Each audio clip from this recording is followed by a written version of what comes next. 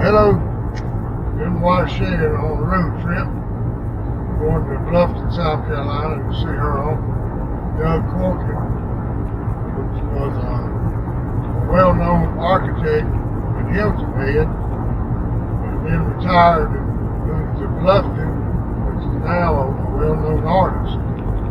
So we're going to eat dinner with him and maybe take a tour around Old Bluffton. Hey, What we doing? hey, we're taking a little tour of Blufftown, South Carolina. We're down Lawrence Street. There's a dispensary right over there. That's where they used to sell South Carolina liquor legally, right on this corner. So they named the restaurant the dispensary. Calhoun Street, which is the main street in Bluffton. But here's Bab Guccio's The Store, with the La Petite Gallery. Nice little art gallery. Gene and I moved here in 2001 from Hilton Head. We built our house on Lawrence Street, and we have really enjoyed Bluffton. This is a Montessori school on our right, so I get to hear children play every day, which is kind of a nice thing. How long you been doing your art? Forever, since I was a kid. I used to draw a lot of horses in high school, and I always enjoyed drawing. What I call typing paper, because it didn't have lines on it, and do my drawings. And it was Blue Horse typing paper, and it was printed, made by a man named Louis Montag in Atlanta, Georgia. And I actually designed the house for him on Hilton Head after I became an architect. So that's a little memory that I have buying 10 cents typing paper from the Milk Bar in Georgetown. I was born in Panama City, Florida, and my dad moved to Georgetown when I was about 3 years old, so I don't know any different. We are approaching the May River, and on our right here is the Church of the Cross, which is the oldest church in Bluffton, and it was one of the buildings that was saved from burning in the Civil War.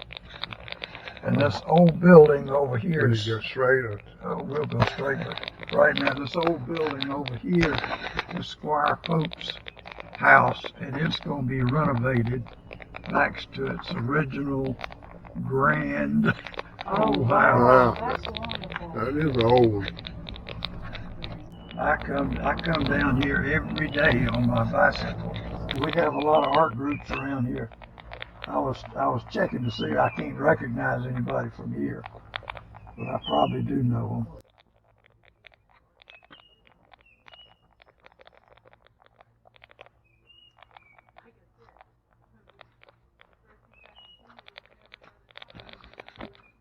The old Bluffton's got a lot of history. I've really enjoyed it.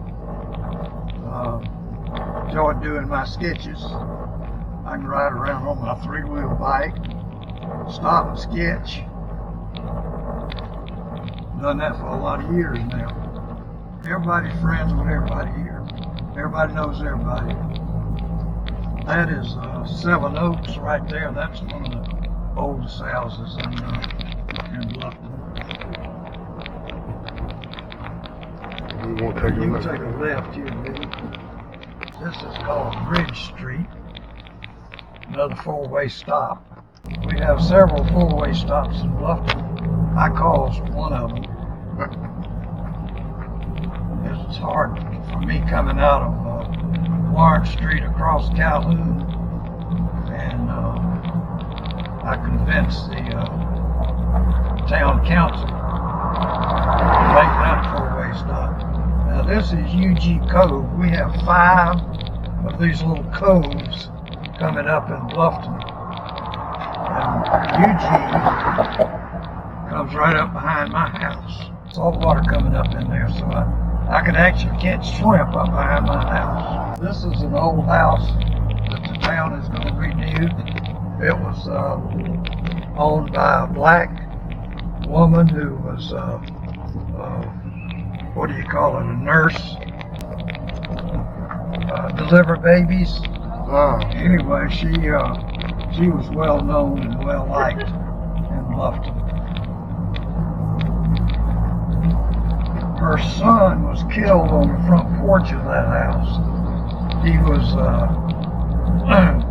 was a guitarist that played with Sly and the Family Stone, and got killed over the love of a woman when he was visiting his mother. We'll take a left at this next street and we'll go down to the oyster factory. You'll fill us in on the oyster factory buzzard parade. I'll fill you in on the oyster factory. See if we see any buzzards down there.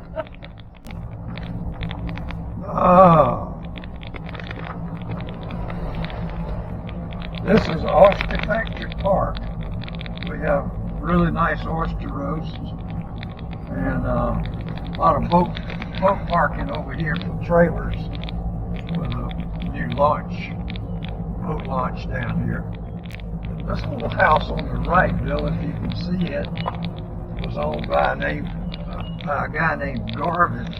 He was a black freedman, and he lived on the river here, and that was his house, and it was falling down in ruins and was reconstructed by the town of Bluffton. And we are now approaching the only operating oyster factory in South Carolina, Bluffton Oyster Company. I can go down and turn around.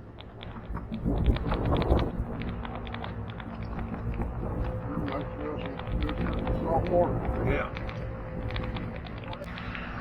They sell oysters, shrimp, fish, all kind of good stuff in there. Well, that's just about a tour of the whole town Bluffton. Those are the most important places. I can still show you where I show my artwork in the Four Corners Gallery. Now, what made you go to Clemson? Well, I wanted to go play football. H.B. Bruden and I went up there and met with Coach Frank Howard, and he gave H.B. a scholarship, but I was too little. So I went and took architecture, and I've never regretted it. I've really enjoyed it. But yeah, I still keep up with Clemson football. I went to Clemson, and my 3 kids went to Clemson, and I had 2 grandchildren go to Clemson. Wow. So we're a 3rd generation Clemson family. Right there.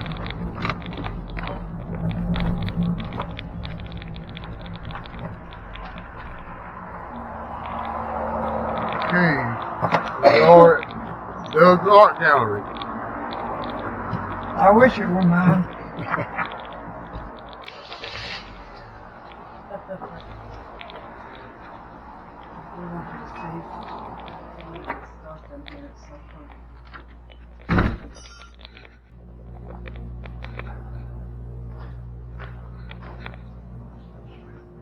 Not this. Right here. And around here.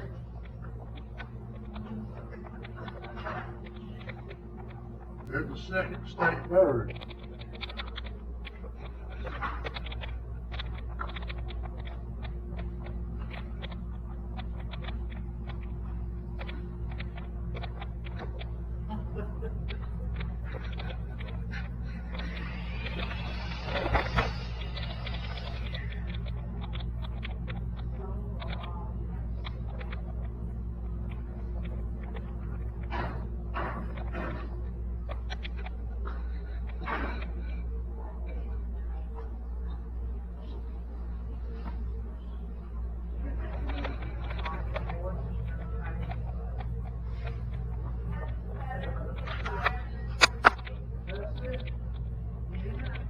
Wow, you sold a lot. I noticed to be a Clemson man, you got a lot of Gamecock print. Yeah. Yeah, people like chickens. That's Christopher's office.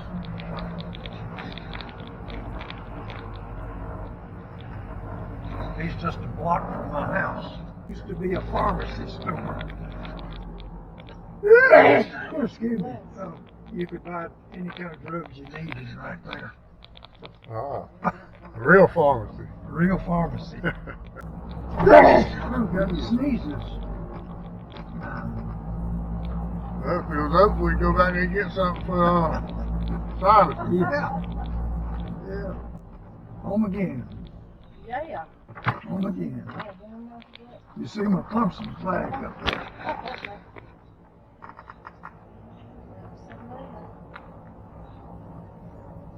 Yeah, when I was in grade school, my dad had a fire horse, and she had a colt, and I raised that colt and taught that colt how to ride, and she taught me how to ride. And I'd come in from school and saddle that horse up and be gone to dark every day. And I did that all through my early years in high school. I loved to ride. And I used to ride it up to Jean's house to see her after I started dating her, and that started at 14 years old. So that's a long time ago, but good memories. Well, she was in another little neighborhood about a mile from where I lived. But Nellie and I used to go over and see her out on the Andrews Highway. Okay, you live farther down. Yeah, on the McDonald Road. Okay.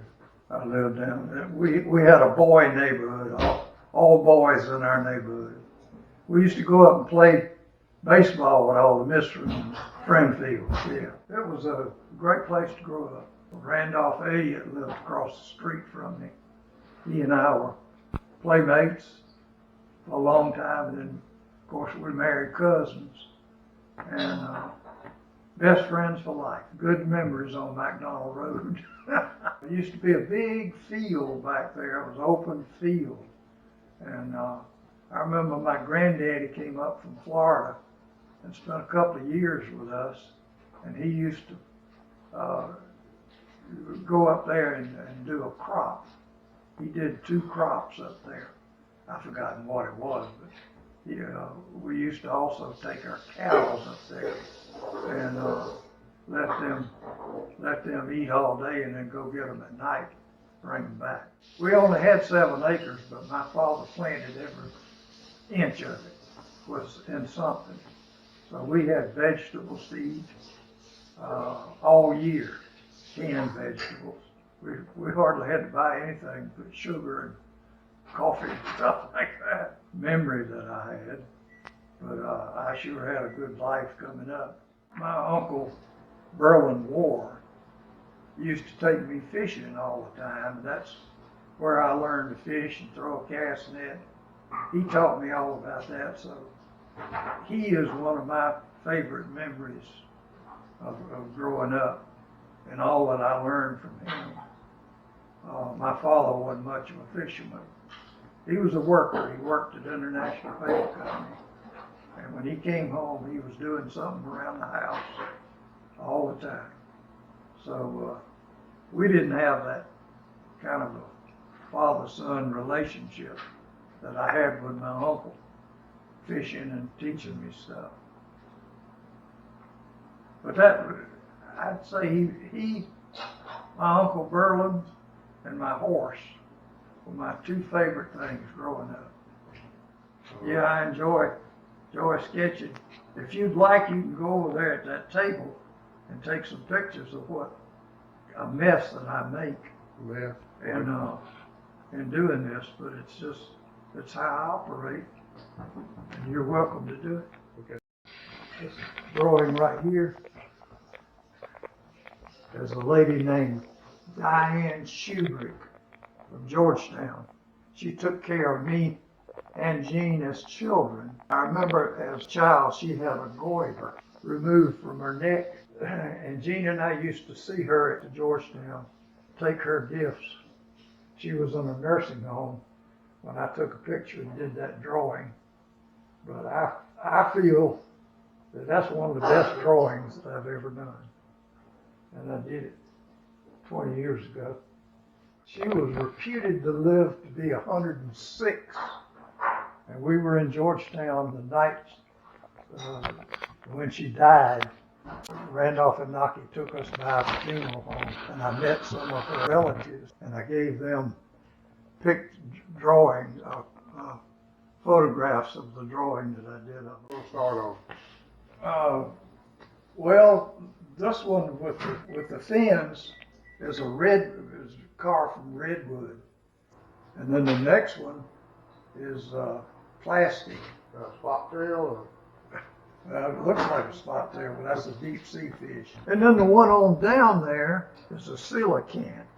It's an ancient fish that they thought was dead, and they found some alive somewhere in the Indian Ocean. But it actually has legs. But most of those fish are carved out of cedar or some kind of hardwood. I like to carve the teak. What do you think the average of time is on those things? It takes a long time to do carving.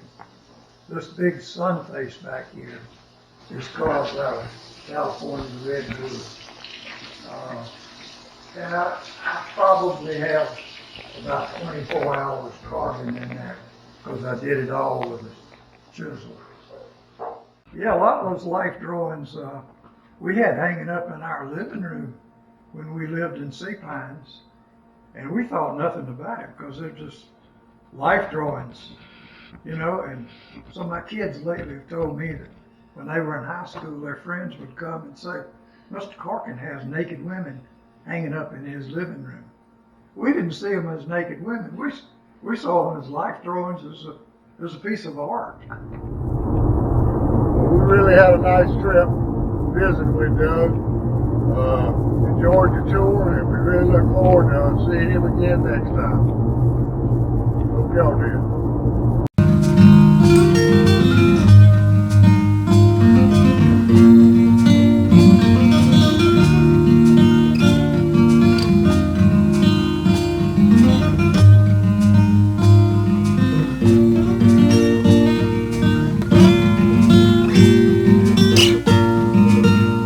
Carolina, Carolina, Carolina man, ain't this the life?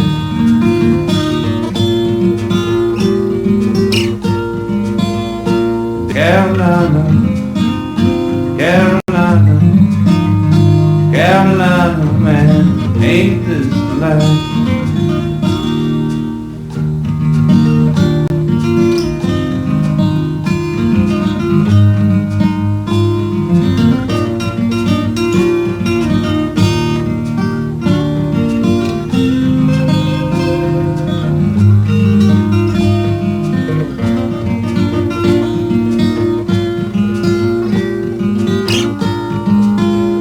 Carolina, Carolina, Carolina man, ain't this the life?